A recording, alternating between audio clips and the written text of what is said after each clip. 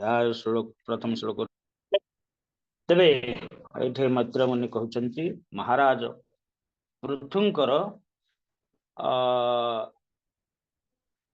किभली चरित विदुर कर प्रश्न अनुसार महाराज पृथु ये सब कहते समस्त यज्ञ कर्म भगवान कृपा प्राप्त हैला परे भगवान ये पृथु महाराज वर्तमान स्व गृह अभिमुखे यात्रा करछन्ति। तबे एठी गोटे जिनस आमे शिखिबा पाइले महाराज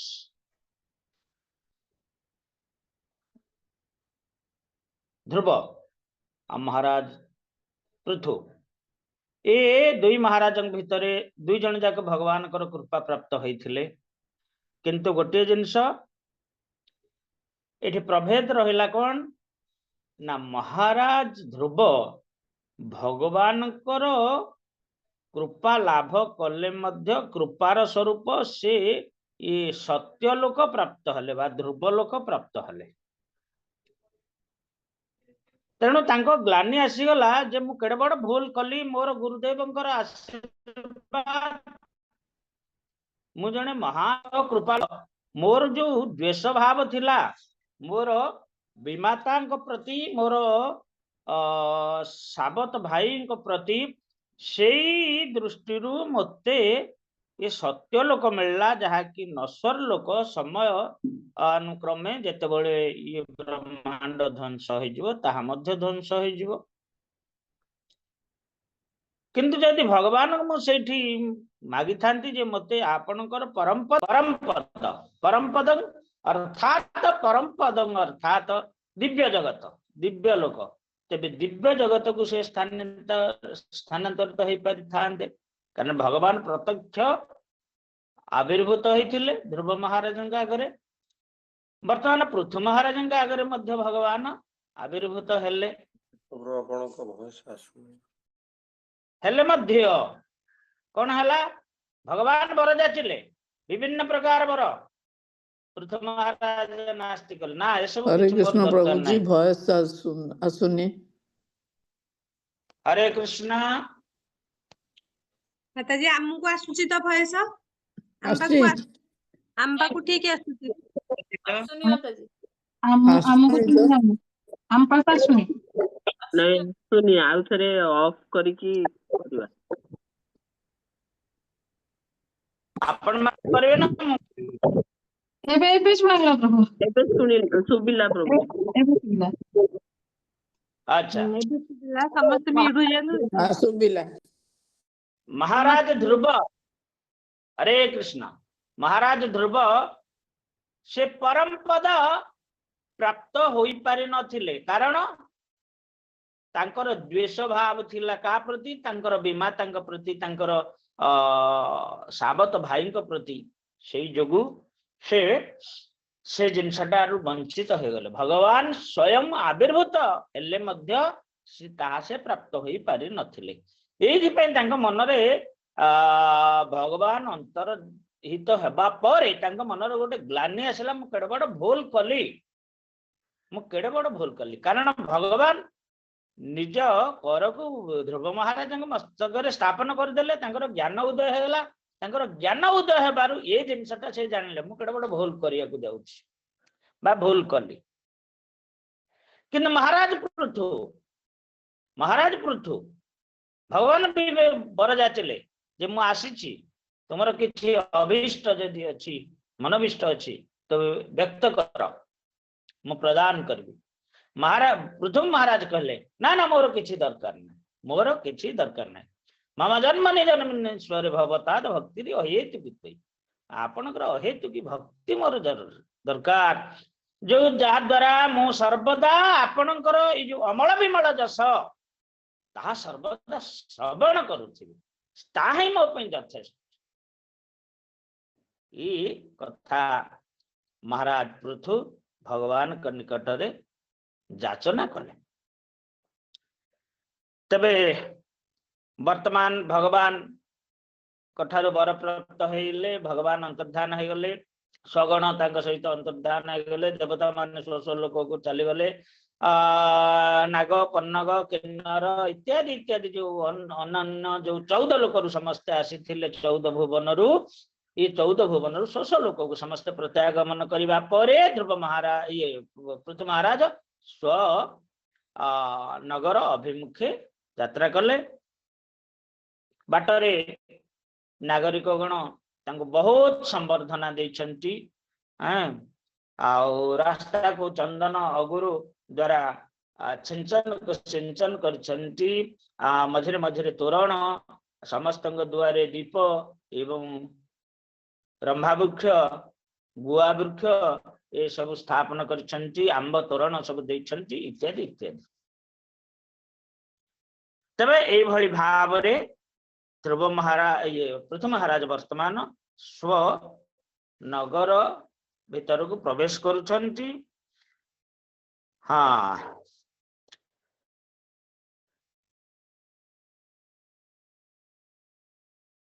महाराज पृथु राजधानी रे प्रवेश हेला खणी प्रजागण स्नानादि द्वारा परिशुद्धा और समुज्ज्वलमणि कुंडल द्वारा शोभित ललना गण दीपमाला और दधि प्रभृति बहुविध मांगलिक द्रव्य सह तांकु संवर्धना जणाय निमित्त गमन करथिले। समस्त कुमारी गण वर्तमान निजर भूषण आभूषण द्वारा भूषित होई पृथु महाराज को स्वागत करने निमित्त वर्तमान बाहर को बाहर छंती आ महाराज को स्वागत करिछंती।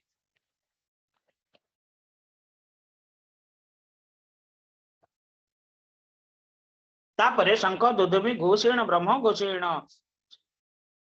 च तर्तिजम रीतिजम विवेश भवनं वीरः स्वयं स्वयं मानो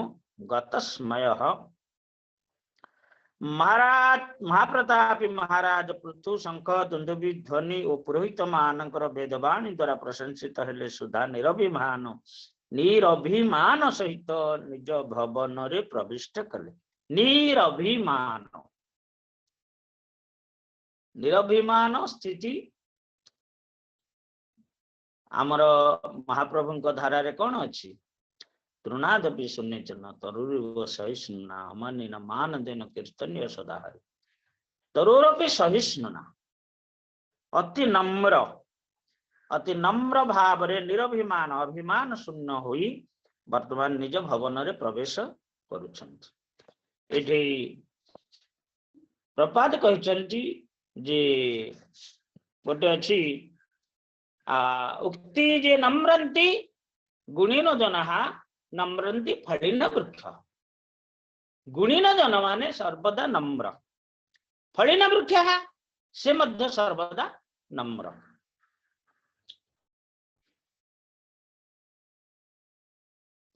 तेणु एभली भाव रे विनय भाव प्रकाश युक्त होई महाराज पृथु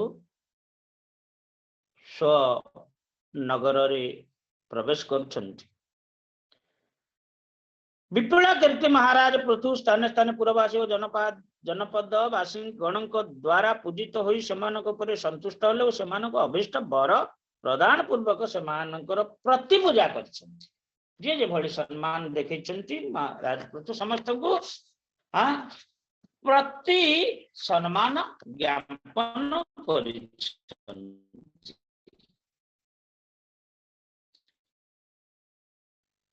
एठी गोटे कथा कहा गला जे जदि कहार किछि अभियोग थाए से संगे संगे राजा को प्रत्यक्ष भावे भेटी अभियोग प्रकाश करथंती एवं राजा संगे संगे प्रजांकर अभियोगर मीमांसा कर देउथंती। संगे संगे एभली आम आजिकालिका भली जदि का जीवन रे जदि किए न्यायालय संस्था को न्यायपालिका को आश्रय को गला परिसर भितर गला सी जीवित थाउ थाउ मृत हो गला अर्थात दरमरा हो जीवन रे आजिकालिका जहाँ व्यवस्था। स एवं आदिन्यनम बद्यचेष्टितं कर्माणि भूयांसि महान महतमः कर्वन्न सावनि मंडलम जसः स्पीतम निधायुरुहि परम पदम। एठी गोटे शब्द महत्तम आउ परम पद ए जिनस वर्णना करा जायछि। तेबे पवित्र कर्मा महत्तर मानक मध्य महत्तम पृथु महाराज ए प्रकार यज्ञादि बहुविध कर्म करी भूमंडल शासन एवं अवशेष पृथ्वी विपुल कीर्ति स्थापन पूर्वक भगवत पाद पद्म प्राप्त हेले अर्थात विष्णुकर परम पद रे आरोहण कले। ये संकीर्ण भावे ये जिनसटा एठी वर्णना करा जायछि। जो परम पद ये प्राप्त हले के से ध्रुव महाराज ए पृथु महाराज। ध्रुव महाराज किंतु परम पद प्राप्त हेबे वर्तमान हेई नाहंती। कारण जेहेतु भागवतम रे से जने महाभागवत भागवतम रे स्थान पाइछंती भगवान कर स्पर्श पाइछंती कृपा प्राप्त होइछंती से परम पद प्राप्त हेबे। किंतु एठी पृथु महाराज परम पद प्राप्त होई जाइछंती। एठी कहा जाइछि प्रजापालन दिगरे एक दायित्व संपन्न राजा राष्ट्र मुख्य अनेक दायित्व संपन्न कर्तव्य अच्छी। राजा व सरकार अति गुरुत्वपूर्ण कर्तव्य होछि विभिन्न प्रकार वैदिक यज्ञ अनुष्ठान करिबा। राजा और शासकंकर परवर्ती कर्तव्य हेउछि से देखिबे जेपरि तांकर साम्राज्य प्रत्येक प्रजा स्वधर्म पालन करंती। यह हेउछि राजा व शासकंकर कर्तव्य से देखिबे जे तांकर साम्राज्य समस्त वर्णाश्रम धर्म पालन करंती। अर्थात ये वर्णाश्रम धर्मटा एक शाश्वत नियम भगवान चतुर्वर्ण माया सृष्टम गुणकर्म विभाग एक शाश्वत नियम धारा। एतद् राजा बा शासक पृथु महाराज पदांक अनुसरण कर पृथ्वी को शस्य श्यामला कराइबा निमित्त जत परु नास्ति चेष्टा करबा उचित। तेबे ये जो महत्तम कथा कहगला तेणु विभिन्न प्रकार महात्मा अछंती केतेक महत केतेक महतर आ केतेक महत्तम। किंतु पृथु महाराज को पृथु ये समस्त को टपी जाइतिले सेहितमे तांको एठारे महत्तम बोली वर्णना करा जायछि। पृथु महाराज जने क्षत्रिय थिले से क्षत्रिय चित्त कर्तव्य यथोपयुक्त भावे संपादन करछंती। ठीक तद्रूप भावे ब्राह्मण वैश्य शूद्र सेमानकर कर्तव्य यथोपयुक्त भावे संपादन करि पारिबे जहा फल रे सेमाने शेष रे जगत उन्नत हेबे अर्थात परम पद प्राप्त हेबे। व्यक्ति परम पदम बा वैकुंठ लोक परम पद अर्थात वैकुंठ लोक केवल भक्ति बल रे ही प्राप्त होई पारे। निर्विशेष ब्रह्म पद को मध्य परम पदम कहा जाए। किंतु भगवत पदारविंद प्रति आसक्ति नहले से निश्चित भाव निर्विशेष ब्रह्म स्थिति अधोपतित होई भौतिक जगत रे पतित हेबे। तबे ये भौतिक जगत रो श्रेष्ठ पद कोटा हला ना ये भौतिक जगत रो जस्ट पर पारि थिबा ब्रह्म ब्रह्म मंडल जोटा कहा जाए से हला परम स्थिति। अर्थात सेठारे भौतिकता न थाए भौतिकता जो मुक्त हुए से स्थिति रे प्राप्त हुए से स्थिति प्राप्त हुए। तबे से स्थिति प्राप्त हेले पुनर्बार कहीं भौतिक जगत को आसे से कहीं जीवात्मा से स्थिति प्राप्त हला आउ कहीं भौतिक जगत को आसो पुनर्बार। अच्छा परम पद से परम पद प्राप्त हेले तार किछि शुद्ध शरीर थाए कि जो ब्रह्म ज्योति रे किछि शुद्ध शरीर थाए कि एंदी वैकुंठ लोक रे समस्ते चतुर्बाह अर्थात भगवान के भली समस्ते चतुर्भुज धारी भगवान के भली समस्ते किरीट धारण करंती कुंडल धारण करंती हैं अस्त्र शस्त्र धारण करंती पीतांबर परिधान करंती कटी मेखला परिधान करंती सब किछि भगवान का सदृश शरीर। किंतु ब्रह्ममंडल जोटा ब्रह्म ज्योति निर्विशेष ब्रह्म ज्योति से जिनस थाए कि आपण माने शास्त्र तो अनेक पढ़िथिबे तेबे केही कहि पारिबे कि एमति ज्योति जो शास्त्र ये शरीर थाए ना ना सेठे सेमति किछि शरीर न थाए। किंतु ब्रह्म ज्योति होउची जीवात्मार उत्पत्ति स्थल। काली आमे कहिथिले ना चैतन्य चरितामृत रे कोन ना विष्णु तत्व है ज्वलिक ज्वलन अर्थात शिखा अग्नि शिखा सदृश ये सर्वदा बाहर को फोपाड़ी हो शिखा सदृश आउ जो जीवात्मा गुड़िक स्फुलिंग माने से ज्वलन बा शिखार एक कणिका सदृश ए मध्य बाहर को सब फोपाड़ी हंती ते ब्रह्मज्योति ठीक से भली ब्रह्मज्योति रे सब बाहर को से भितरे प्रवेश कले मध्य पुनर्बार से बाहर को फेंकी दबा जब भौतिक जगत को पूर्ण तुमको ठेली दब ताकू अतिक्रम करिकी जे सेपट को जीव अर्थात दिव्य जगतर जो आकर्षण बा भगवान का पाद पद्म को जे आश्रय कला बा यह भगवान का पाद पद्म एक नौका सदृश ये नौका को आश्रय कले ये नौका द्वारा तुम से ब्रह्म ज्योति अतिक्रम करी दिव्य जगत रे प्रवेश करिबो तबे एठी प्रपात कहते जे परम पद मध्य ब्रह्म पद को कहा जाए किंतु भगवत पदारविंद प्रति आसक्ति नहले निश्चित भाव से निर्विशेष ब्रह्म स्थिति अधपतित हम पुनर्बार फेरी आसो ए भौतिक जगत रे पतित हेब से कह जाए आरुह्य कुचरेण परम पदम ततः निर्विशेष ब्रह्मवादिगण निर्विशेषवादीगण से परम पद बा निर्विशेष ब्रह्मज्योति स्थिति प्राप्त होगा निमित्त बड़ कठिन क्लेशदायक साधना करती किंतु दुर्भाग्यवशतः भगवत संबंध शून्य दुर्भाग्यवशतः भगवत संबंध शून्य होइथिबारु से माने पुनर्बार भौतिक जगत रे पतित हुवंती कौन व्यक्ति अंतरिक्ष रे खूब उच्च को यात्रा करि पारे किंतु से एक लोक रे न पहुंचले निश्चित भावे पुनर्बार ये भौतिक ये पृथ्वी को प्रत्यागमन करिवो आमे चंद्रयान पठाउचे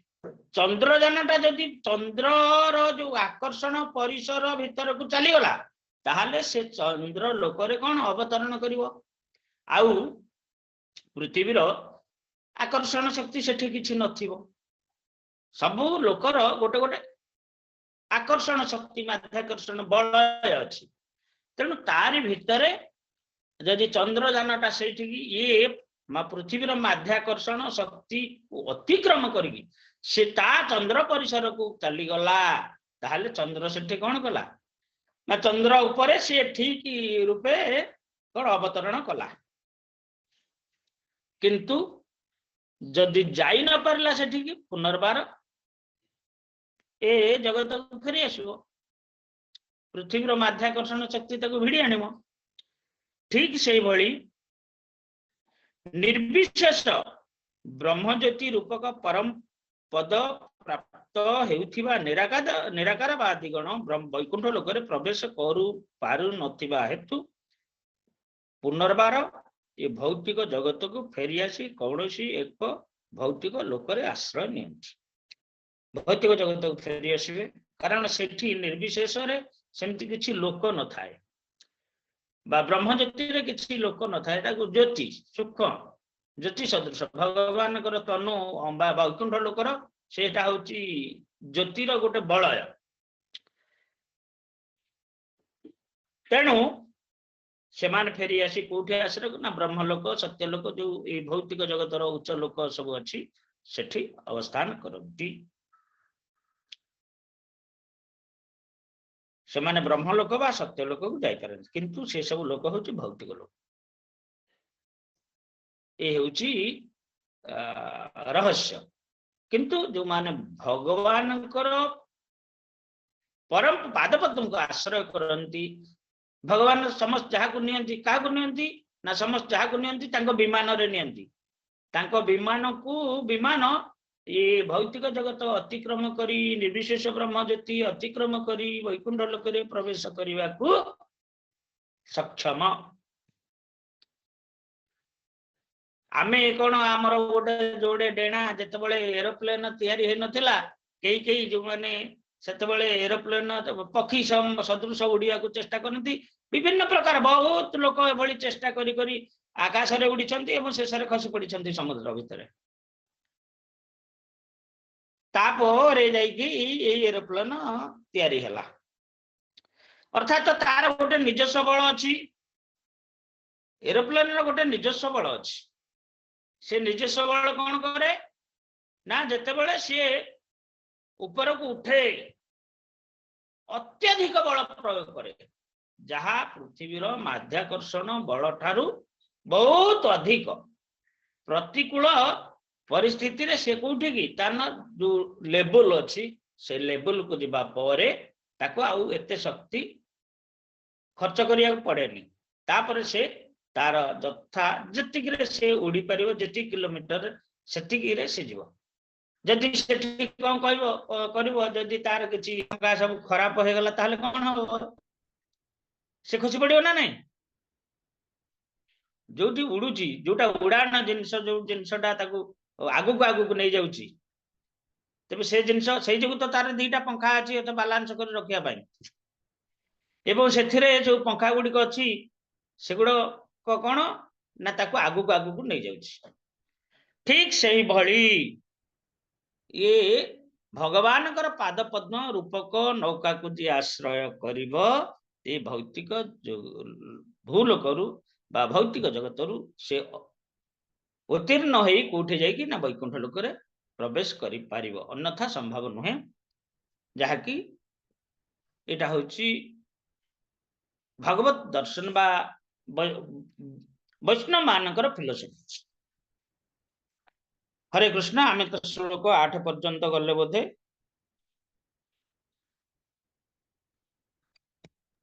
तापर सुत गोस्वामी कहउछंती तद आदिराज जशो विजृंभितम गुणेर अशेष गुणवत सभाजित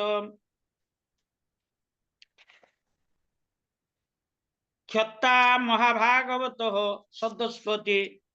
कौशारविं प्राह गुणन्तम अर्चयन सुत गोस्वामी कहउछंती जे हे सौनक महामैत्र मुनि आदिराज पृथुंकर अशेष गुण विलसित और गुणज्ञ व्यक्ति मान द्वारा प्रशंसित जस कीर्तन करिबारु महाभागवत विदुर ताहांकु अर्थात मैत्र मुनि को अर्चना करी निम्न मते जिज्ञासा करुछंती कौन जिज्ञासा कले विदुर कहउछंती जे महामुनि ऋषि और ब्राह्मण गण जहांकर अभिषेक करथिले जे बहु देवतांक निकटरू नाना विध उपहार सम्मान प्राप्त होइथिले जे बाहुद्वय द्वारा पृथ्वी को दोहन एवं विष्णु तेज धारण करथिले सेई पृथु महाराज आउ की कार्य करथिले ए जेति की वर्णना हैची तद व्यतीत आउ कौन सब करथिले ए सब कथा जिज्ञासा करूछंती कि विदुर जहांकर विक्रमादि उचिष्ट स्वरूप अभिष्ट भवरोग अभिष्ट भोग प्राप्त होई इंद्रादि लोकपाल गण सहित निखिल लोक और भूपाल गण वर्तमान सुधा जीवित अछंती जहांकर विक्रमादिर उचिष्ट स्वरूप अभिष्ट भोग प्राप्त होई एठी गोटे जिनस आमे जाने जे पृथु महाराज पृथ्वी को दोहन करी सब जिनस प्राप्त हेले बा समस्त प्राणीगण जो माने पृथ्वी पर अछंती समस्ते स्वस्व भोग जिनस ये पृथ्वी रु प्राप्त हेले ए गोटे जिनस जानिछे आउ कौन जहा देवता मान को मध्य सेमानकर भोग्य वस्तु प्रदान करिछि ताहा आमे आगो को पाठ करिबा हरे कृष्ण जय श्री प्रभुपाद की उपस्थ गौर भक्त वृंद की जय निताय गौर प्रेमानंदे हरि हरे कृष्ण कर किछि अछि प्रश्न